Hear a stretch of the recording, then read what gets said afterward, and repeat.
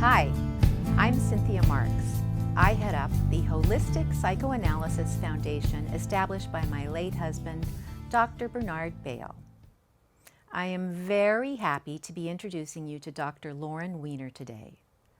Dr. Weiner is a psychologist with a thriving practice here in Los Angeles. Dr. Weiner had the precious opportunity to learn from Dr. Bale over the course of many years, and her work with her patients is based on the theories put forth by him. We are so lucky to be spending time with her today. So hello.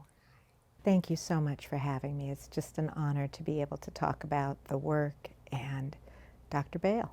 It's so exciting. We're just thrilled to be here with you. We'll start with the basics.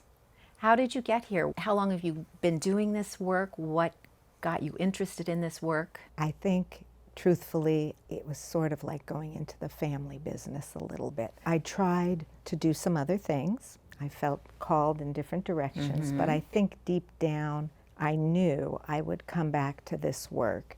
And I say family business because my father is a psychiatrist, and he knew Dr. Bale and worked with Dr. Bale, and dreams were a constant part of family discussions from when, as far back as I can remember, dreams and the way the mind worked and the unconscious. That was a big one, the unconscious, right? That there were fascinating. What do you mean there's all these things that we don't really realize are going on, but they're dictating what we do? Dreams? You mean every night when I have a dream, it has a meaning? I think it just seeped into my pores. That's basically how I ended up there. I feel that it was, I almost want to say, I don't know, did I have a choice? I'm not sure. I think it was a bit of a calling.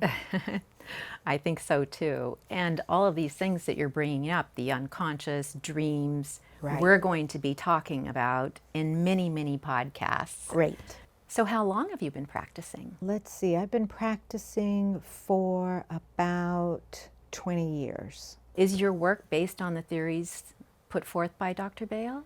My work is completely based on the theories put forth by Dr. Bale. Hopefully, my work is also part of me. I think that's what he really wanted, in fact, was that he knew that his ideas would be taken by each person, and the goal is that you really want it to inform your work, but that you come through and each person will bring something just a little different to the work, which is as it should be. Is it almost as if you wear this work, it becomes part of who you are in your practice? Is it just so natural for you to go down this path? It did resonate with me, and I think, yes, it is something where thinking this way becomes natural, that part isn't work. And that's because it really just made sense to me.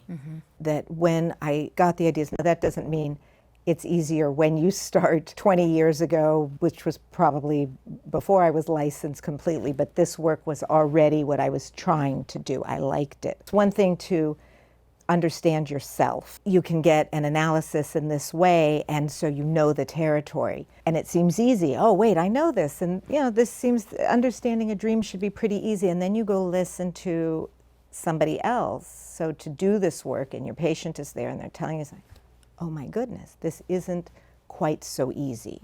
Because then you have to chart the territory there. That didn't matter. Hard, fine, I'll take it. I'm just going to work at this until the material speaks to you in this way.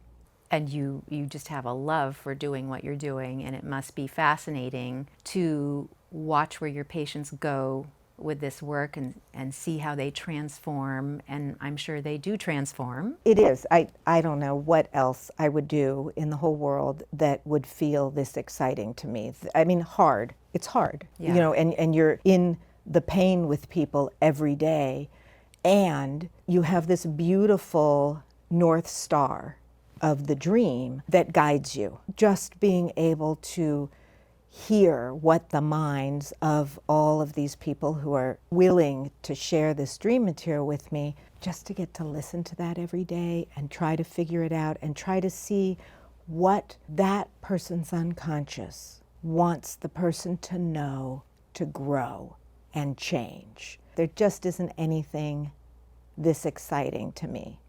Well, I think what you're doing has to be about the most important thing on earth. I know you love what you're doing, but it's so valuable to all of us. Through the course of your understanding of Dr. Bale's methodology, you changed. What are some of the ways that you see your patients changing, or if you can speak to how you changed, if there's something poignant, that something we could all experience? Good question. I think everybody changes, hopefully in the way that person needs to change.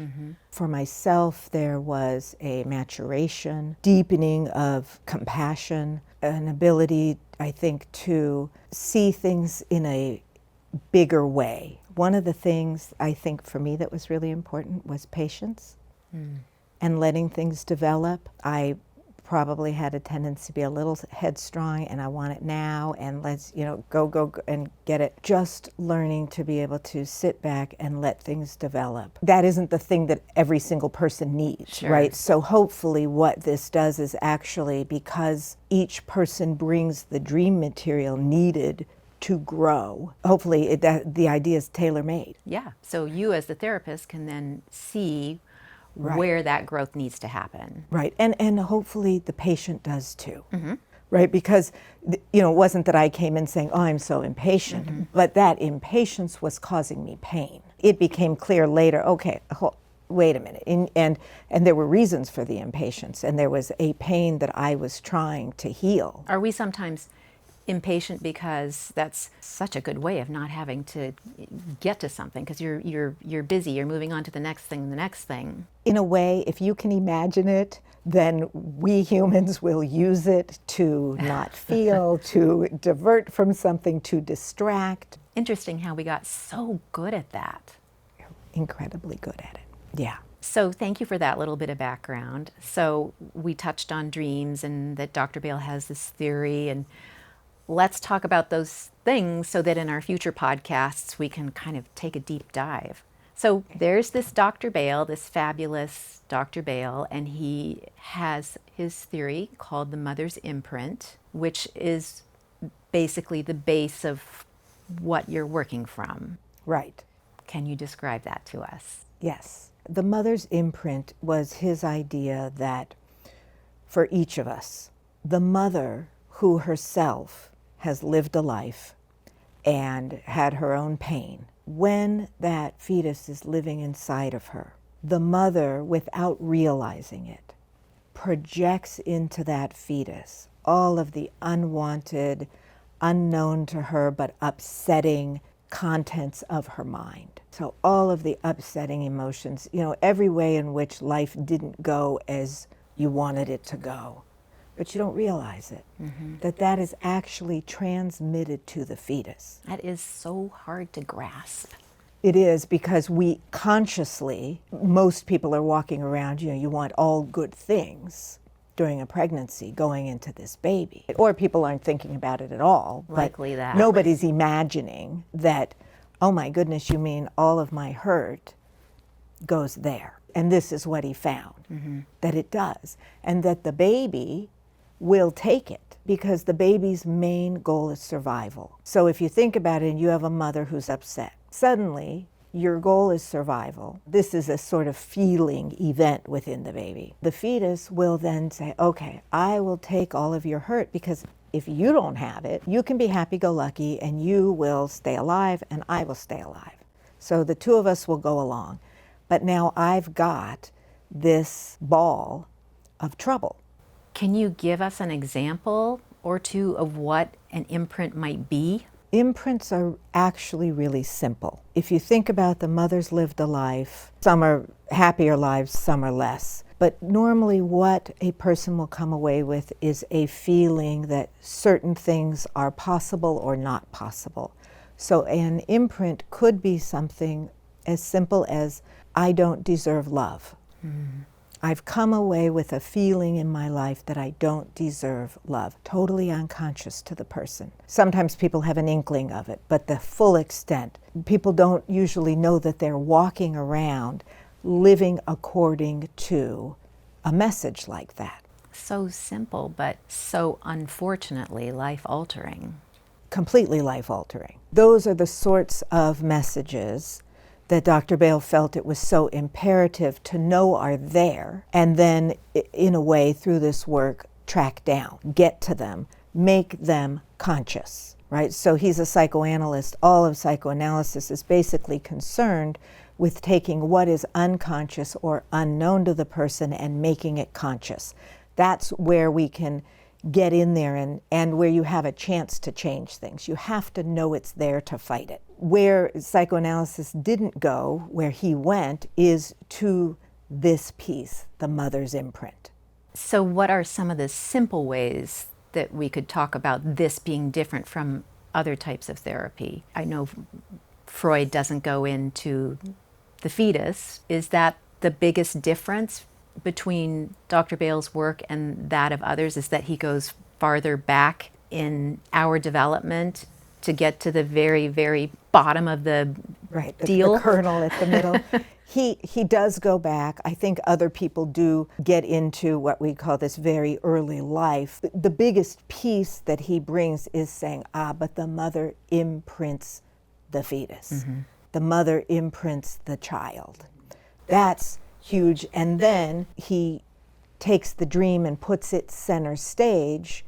Freud did, but he says, what it's going to show you is everything about your life. It's not just going to show you specific things. It will give you the entire picture of your emotional life, all of the emotional truths you have to know in order to grow the mind and free yourself. Because in his view, the imprint is really like a prison. You're going to have to obey what this very early, unknown, unspoken message you basically got and then kept from your mother so that the two of you would survive and life would keep going.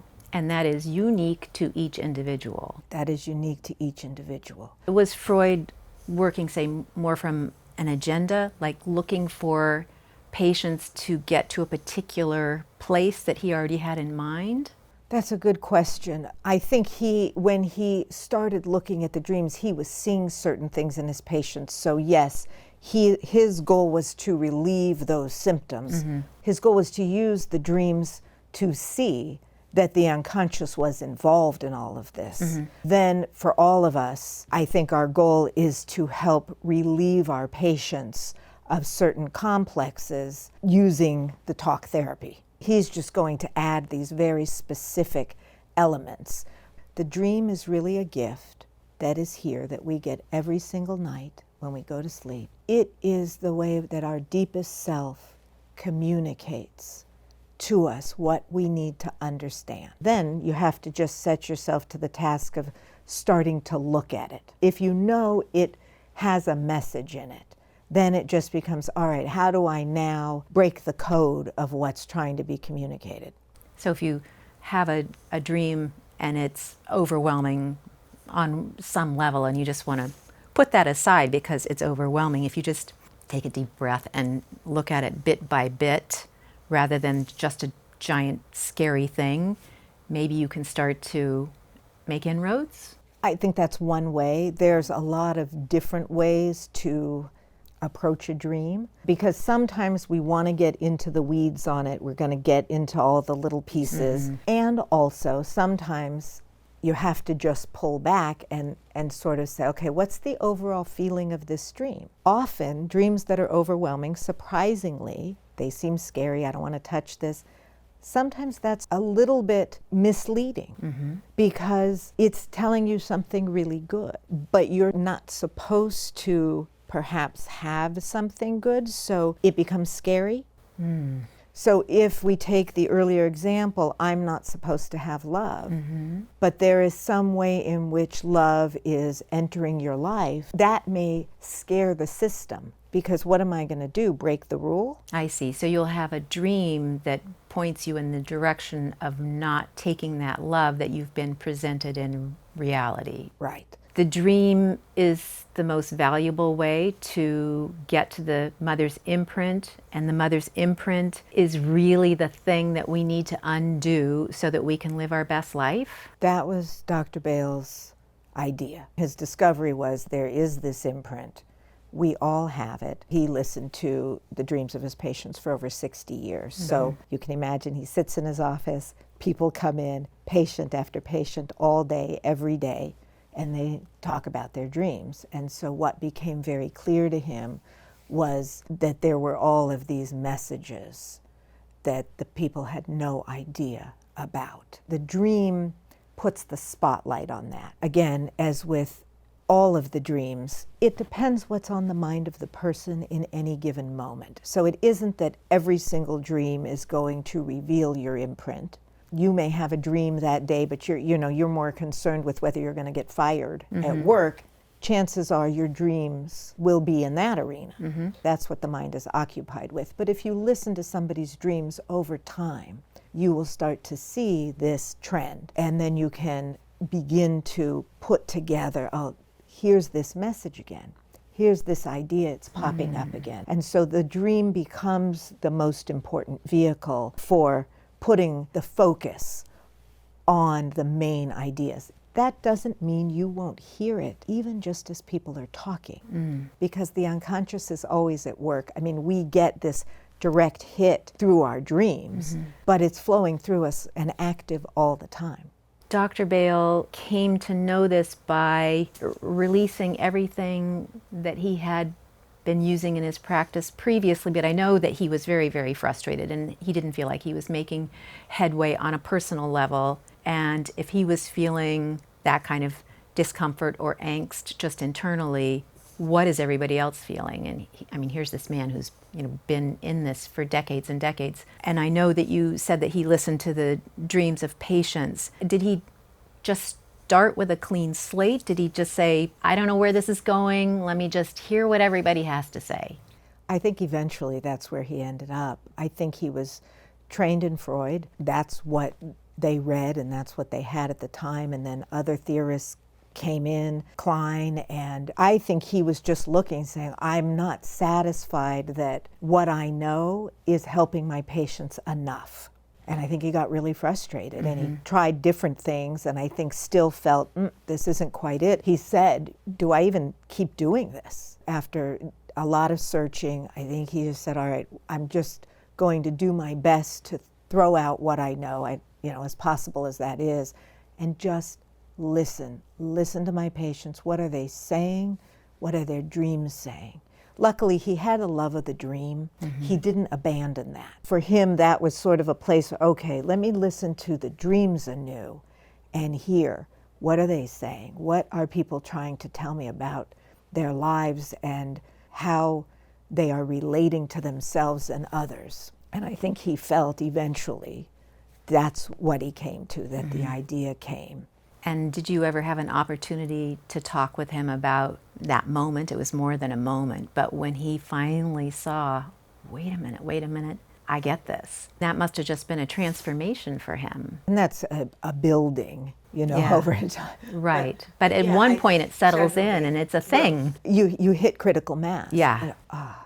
Then he gets to go and do now, right, what feels like his work. Right, and what you get to do now. And what he left for all of us. So this mother's imprint then, it goes back generations. There may be something that your mother's mother's mother experienced that gets passed on, and that may show up in the most recent fetus, right? Yes. Part of the dilemma is yes, in theory. And I say that because we'd have to sort of see it in a dream to know how far back does this go. I say that because it's going to be unconscious to all of us. Most people aren't going, oh, I feel like this harkens back a few hundred years.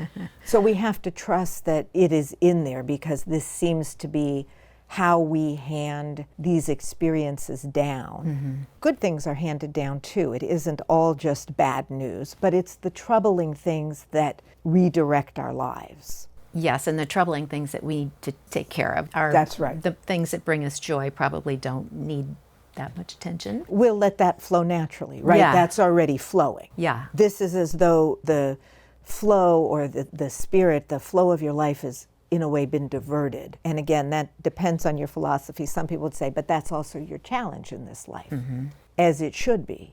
you've got challenges, and the goal is how do you release what blocks you. But back to your question, I have to make the assumption that this didn't just start in the last 50 years or so. So yes, I believe this goes back quite a long way. And you could point to something like feminism and the ill treatment of women. Some of us are just born into this world as women thinking that we are second-class citizens, if that. A lot of us don't even consider otherwise. Is that perhaps something that's been passed on through generations? Dr. Bale really felt that treatment of women was sort of center to what he talked about, and that yes, this mistreatment of women over time, because women have never had an equal seat at the table. That is part of the experience of every woman, and every woman who gives birth To a boy or a girl. to a boy or a girl. So we all carry it. One of his points was, if you really want to start to change the world, treat women better, give them a seat at the table, and let all of the generations to come, male and female, let all of the babies have a mother who feels she has agency in her own life and a say, and is not a second-class citizen, because carrying that around, even in a way in the best of circumstances, that's still in there. And so you are giving birth saying, well, I'm a second-class citizen. That male baby that's born is still carrying a feeling of being a second-class citizen. And then we humans are walking around with that unconsciously and continuing to promote that unconsciously. Right, so unconsciously, whatever messages, but we'll take this example, I'm not worthy. I'm a second-class citizen. I don't get everything I want, need, should have, and in the healthy way. And that is in your unconscious, it's in your being. Then every baby that follows will have a piece of that. So if we really want to change things, start treating women better. I mean, right there, boy, even in a way, if we never get to see most people's dreams, you change something like that, you change the course of history. That's unbelievably important and seems so simple. Yet, and I think we're making headway, but I think we have a long way to go. This message of treating women better, as young women today get ready to think about having their own children, as pregnant people, they can consciously think about their fetus differently than they might have had they not thought about what you and I are talking about now, both in terms of being a second-class citizen as a woman or whatever else it might be. I mean, I guess I'm wondering if someone is thinking about this work but isn't yet really fully understanding it as a mother-to-be, can they still make a giant difference in the life of their child by just consciously thinking of some of these things? Yes, that's the beauty of it. Sorry, that was super long-winded. That's the beauty of it, which is we can start to make a lot of difference just by knowing, okay, this process is happening. This baby is attuned to everything I'm feeling. I may not even know all of the unconscious things in my mind, all of the upset I'm carrying. I may have some inkling. I probably don't know all of it, but that's okay. Right now, what I can do is know that this baby is paying attention to everything, so I can start to make sure I am telling the baby every day and focused on loving the baby, focused on telling the baby that the baby just can relieve itself of carrying my pain and focus on growing and being a happy baby, and the people around me, hopefully, and myself can all work to make sure I am having a well-supported, happy pregnancy, to do whatever it takes to try to really be supportive of the person carrying the baby, because the better that person does, the better the baby does. And not just in nutrients and the physical being, really psychologically, you give that baby a much better start if you have a happy mother. You're giving that baby an opportunity to live a life as their own person rather than a person carrying the weight of those around them. Much more so. Are you still going to have an imprint? Yes. Might you lighten the load? Yes. And this is something, if somebody hears this and they're thinking about getting pregnant, I would say, okay, great. You can start preparing and thinking about this and trying to set intention around thinking about these ideas and being loving with yourself. Also, a lot of us have not nice things we say to ourselves all the time, or ways in which we communicate with the people around us. And I'd say, okay, well, if you're planning on having a baby, it would be, if you're able, let's all get together and really try to be thoughtful that this baby is going to come into the family and feel everything. So we may not be able on our own to get at the unconscious pieces, but we certainly can try to work on the conscious part. Let's not yell and scream and call each other names, and let's sit down and really, okay, what's bothering you? Let's just have a talk. So there are a lot of things we can do. There's a lot we can do. Without having to go to the depth of finding out who our true self is, let's say, but a lot of things we can practice that can lead to a better life for this baby. I mean, can we even say to this little fetus, look, I am so sorry, I've got some baggage and I'm going to do my best to keep it a light load for you, and I love you, let's go. Yes. That puts the mother's mind in a certain state, that she's thinking about that this is now another soul that is having a communication, and that the intention is to lighten the load, right? That's already a different way of thinking about the process. Yes, you're in the process instead of kind of standing outside, just letting things happen. What ultimately is the best thing that can happen if you work on your mother's imprint? What would we hope to achieve? What becomes different about a person? Whatever they want. Meaning each person is different, and so what are your goals for your life? What do you feel hasn't happened that you want? Are most of us even aware of that? Are we just kind of on cruise control? It's much easier to just let life happen than it is to address life. Well, I have a little bit of a bias, which is I get to work with people who have said something doesn't feel right.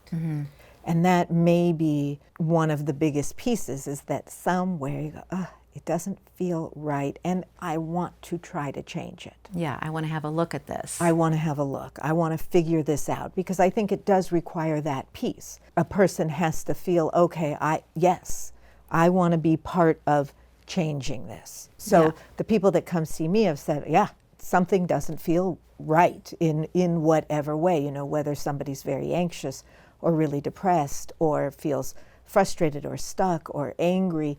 Something just isn't going as the person wanted it to go. And so you call somebody like me and probably have no idea that eventually what it's going to take, from my point of view, is let's see what you're dreaming. And I know some people come and they say, but I don't dream. Everybody dreams.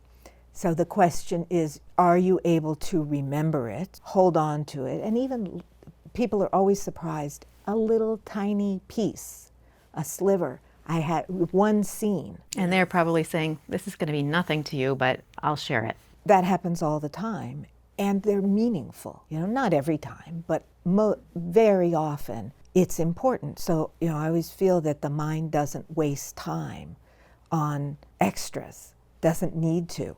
It gets to business. Now, how much it's disguised, often messages in dreams are incredibly disguised, but that has to do with how ready, willing, in a way, we are to get the message. And a lot of messages are simply, as you referenced earlier, a little scary for us. What does it mean? What am I going to have to change something in my life? Often what it really is I'm so scared I'm going to find out something awful that I didn't know about, forgot, didn't think about. I think that people are very afraid of that. I'm going to be surprised by terrible news. That doesn't happen all that often, truthfully. That somebody had no inkling about something at all, and suddenly out pops a monster from the closet. Yes. Most of the time, it's something, I always kind of felt that. Yeah. So I think people don't have to be as worried about that as they tend to be. So whatever you want to change in your life, you have the potential to change if you can connect to your highest self, your deepest self, and let it guide you to where you're supposed to be. And that's the idea. And so the more somebody gets to do that and look at that, the better the chance that where you end up is more your true self, not you as holder of the unconscious trouble from the lineage. Dr. Bale spoke about that often, in that once you got to your true self, you got rid of all of this trash, that was the place where you found your self-love, your self-worth, that you really honestly could feel what love is by taking away all of this other stuff. Is that right? Yes, that's what he felt was necessary to get the full experience, sort of being you, and of loving that, and that being okay. In his understanding of the way we work psychologically, we have a connection. He was a spiritual man. We have a connection to the divine. It comes through our unconscious, he believed. So when we have what he did call trash, all of these things that come from both our lineage and our day-to-day lives, grow up in a household where people aren't happy, or there's different traumas that happen to us all, different upsets, you go on with your life and have relationships and heartbreak and all sorts of things that maybe don't go the way you imagine. We collect trash. We're filled with it. The problem is that makes this channel from there to us filled with trash. So each dream he felt took a piece of trash, like pick up the trash off the beach, one piece of plastic at a time.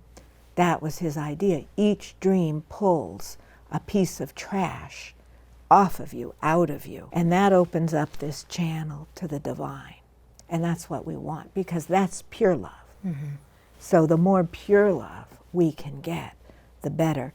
The other thing cleaning all of this does, all getting rid of the trash, is that it lets you love each other more. It lets you feel love and love. And that is one of the other problems we all face, is that as you get battered by life and the unconscious pieces, we don't always receive love, even when it's there, and we don't always know how to give it without all of this trash interfering.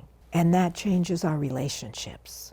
Well, I think a lot of us are looking for love, well, in all the wrong places. You see this fabulous person and you think, oh my gosh, I'm so interested. I could see myself being a partner with that person, but I'm stepping back. I'm not good enough. I don't really deserve that. That's not the you that's saying I don't deserve that. That's the imprint that's saying that. It feels like that little spark, that connection that you felt, that you all of a sudden, made a correction on, like, oh no, you don't deserve that. That's not right. That's the imprint sending you back to your cozy little cocoon. So the imprint does that all the time, and it does it in a variety of ways. If you've gotten a message, we took this simple one, I don't deserve love. Yeah. And you may have a few active all at once.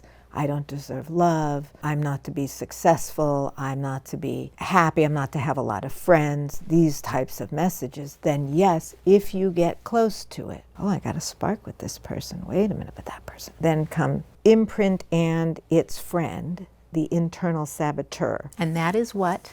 The internal saboteur is almost what it sounds like. People would commonly call that self-sabotage. I'm going to go out for that job that I really, really want, but then, but I mess up my resume without realizing it because a part of me just doesn't feel I'm supposed to have it.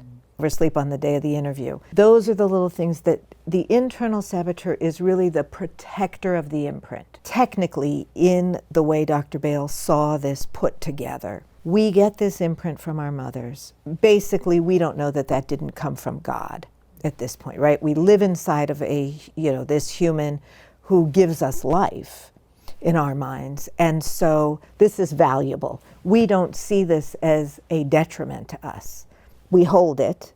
It was very painful when we got it. We, almost like a clam with a pearl, we keep putting things around it to protect it, to keep this kernel of an imprint hidden from us. And the internal saboteur stands guard, says, listen, don't mess with this, okay? Let's just keep it over here. I know you're not going to have the love you want, and I know you don't get the job, but you live. So I'm doing my job. I'm going to protect you from getting too close to this, I almost want to say nuclear bomb of an imprint. So don't go near it. You don't need it.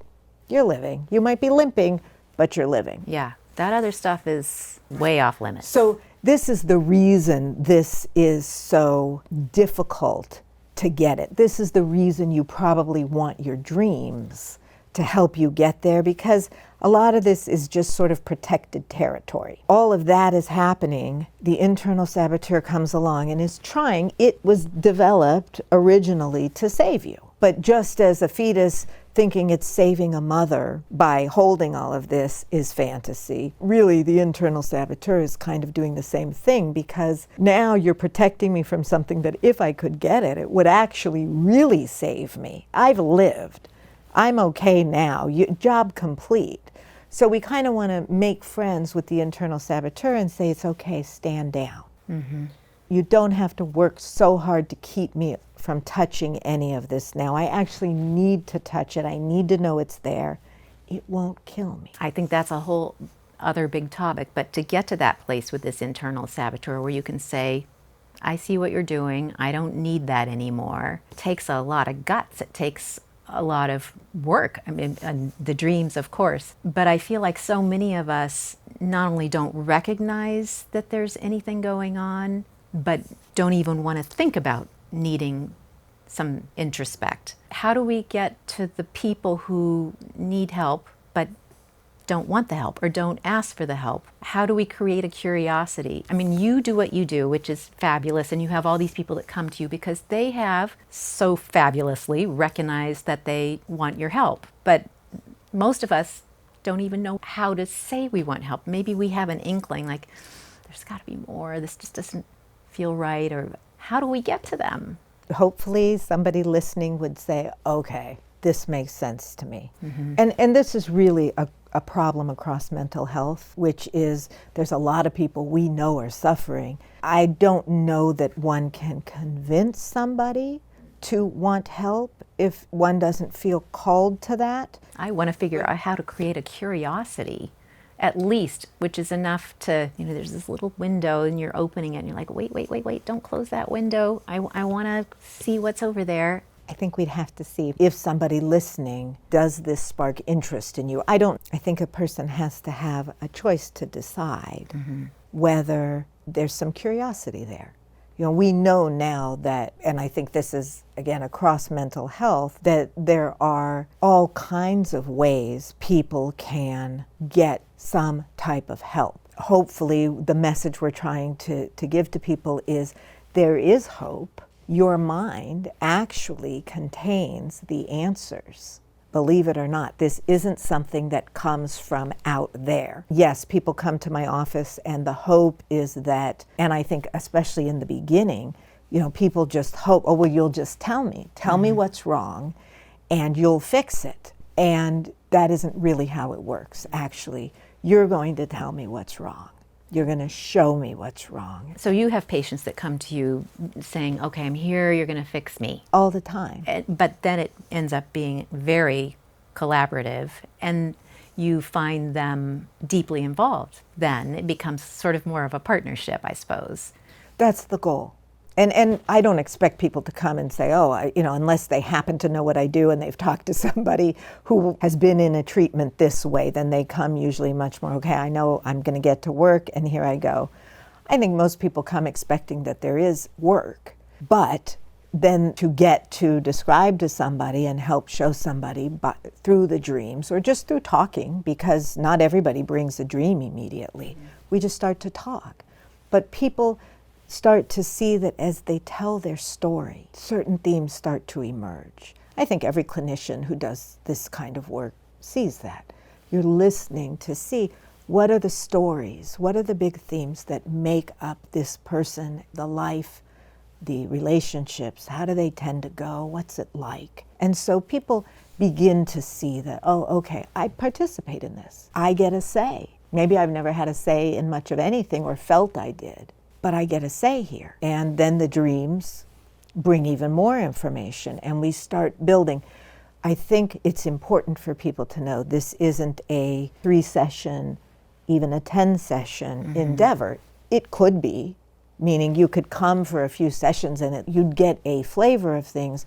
But if you really want to get in there and work on getting each piece of trash out of the way, you work at this for a while. I think actually, and this may freak a lot of people out, but sometimes it takes a year of working this way before people really feel they get the full sense of, oh, now I see why we're doing it this way. As I said earlier, I understand not always wanting to be patient. You know, something hurts, fix it now. Broke my ankle, put a cast on it, let's go. And I suppose a lot of people come to you because there's something at that moment that's made them feel desperate. Absolutely, yes. Most people do not call because, hey, life is great.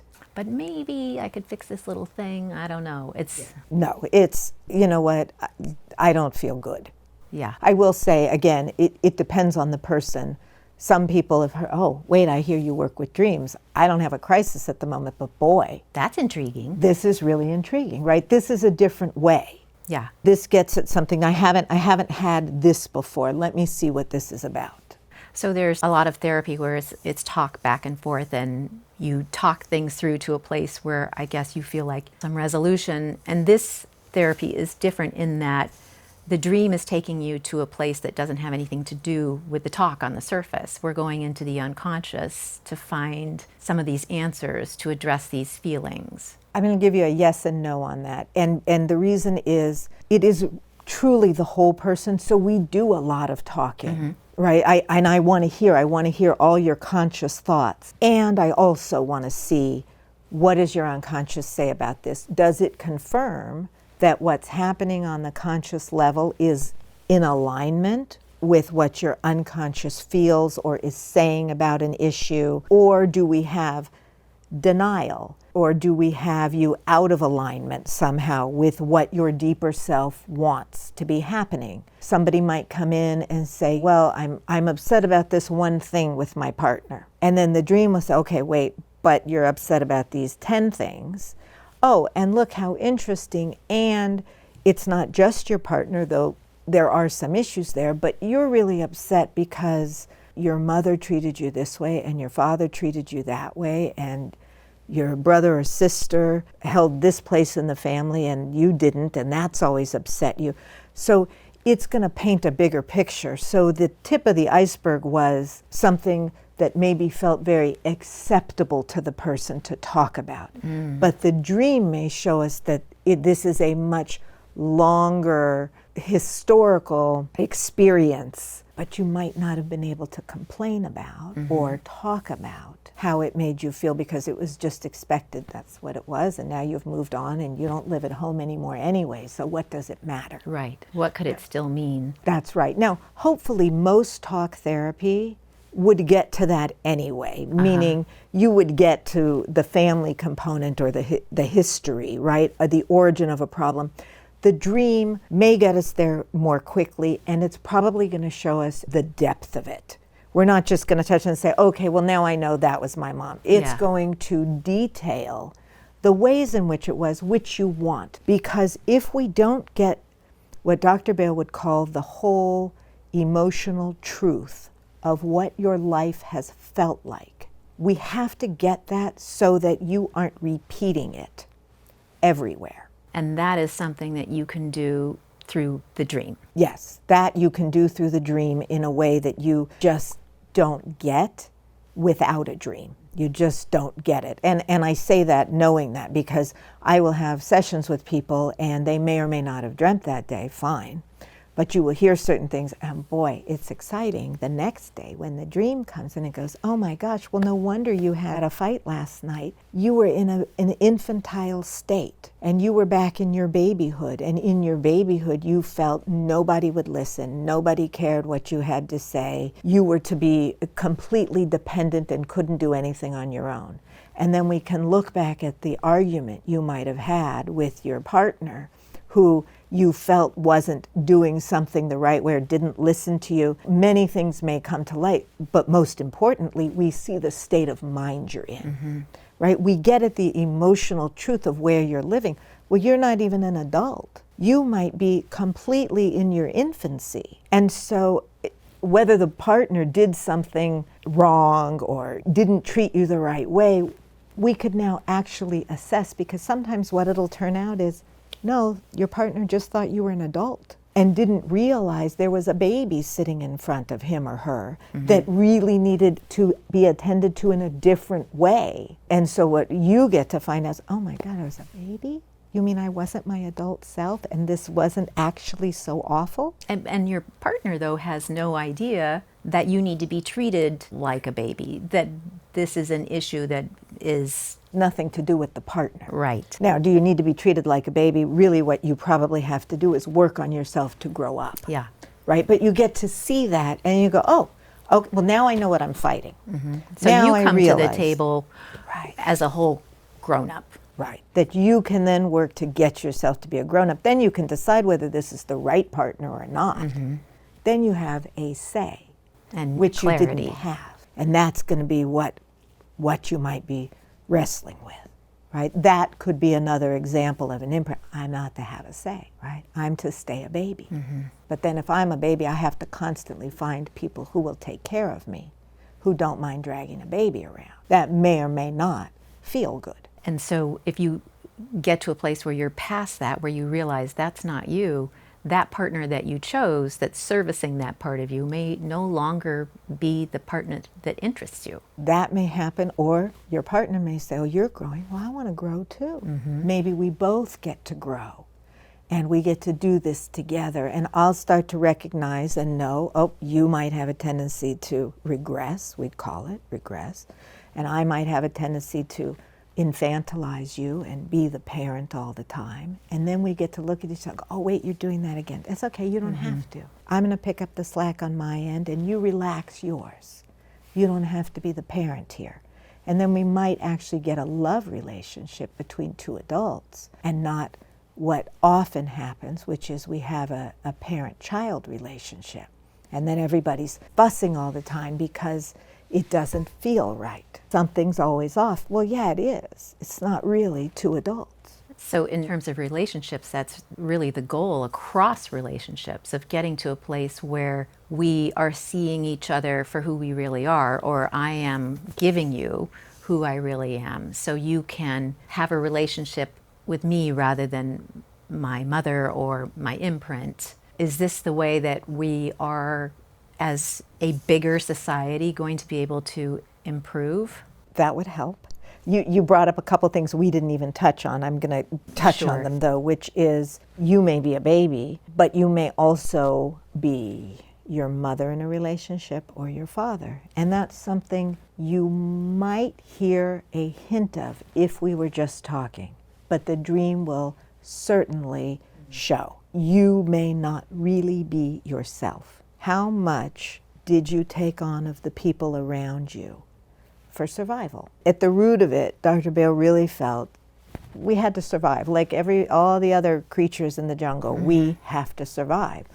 What did that require of us? So it may be in my household, I have to be just like my mother because that's what gets me love. That's what I'm rewarded for. And that's how you survive. And that's how I survive. Or I might have to be just like my father.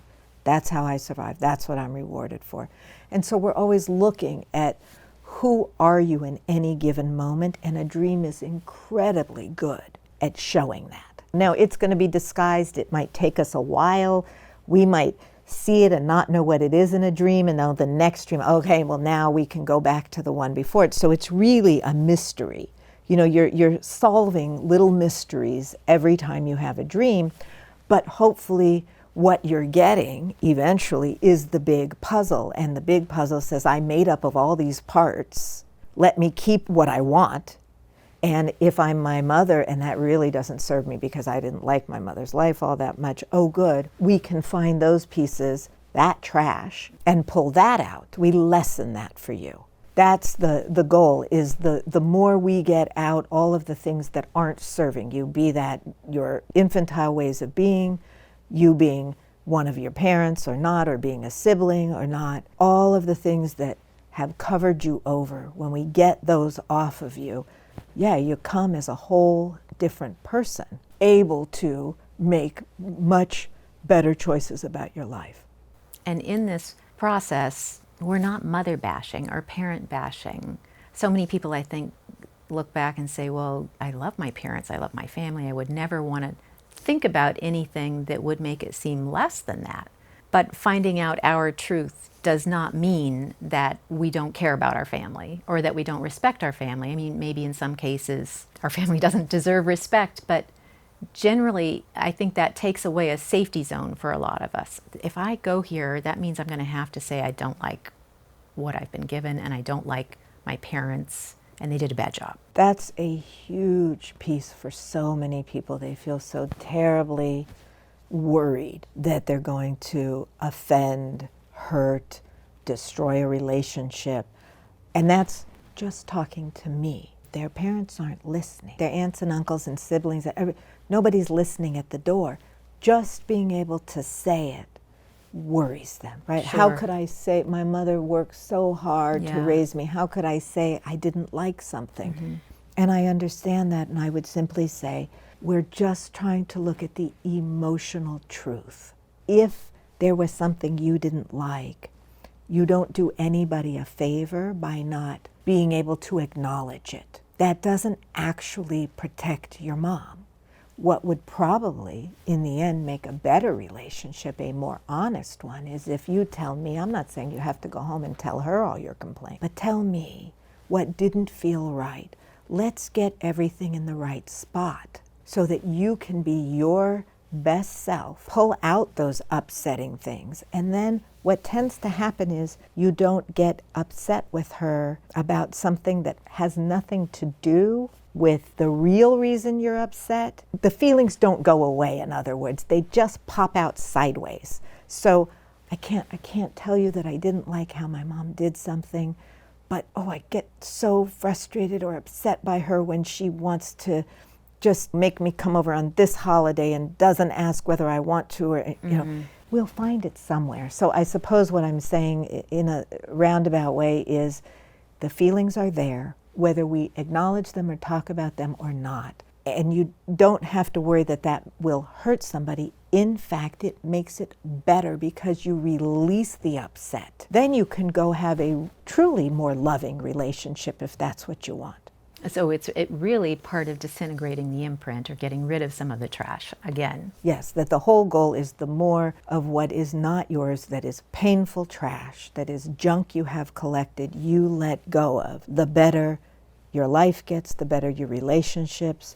And I know people worry, well, will I divorce my husband? Only if you want to. Mm-hmm. And you may discover you want to. And that's not my decision. I don't have an agenda for anybody. My agenda is to follow your unconscious message from yourself. So you are going to tell me what you need via your dreams to get to a place where you're satisfied in your life. It's not me saying, oh, here's what I imagine a good life for this person would be, so I'm going to get him or her there. Sure. By telling you, do this, do that. My goal is overall to really say, well, wait a minute, what do you want to be? You tell me. Show me in your dreams. Show me in your dreams. I think that's what I'd like to talk about with you next. Okay. So the next time you come back, let's dive into that now that we have a better understanding of the mother's imprint. It's a giant thing to grasp, and I think we're going to have to maneuver in and out of that. But I look forward to seeing you again next time. And dreams, all right with you? Sounds great. I'm looking forward to it. Thank you. Thank you all for joining us, and tune in next time and let us know what you think.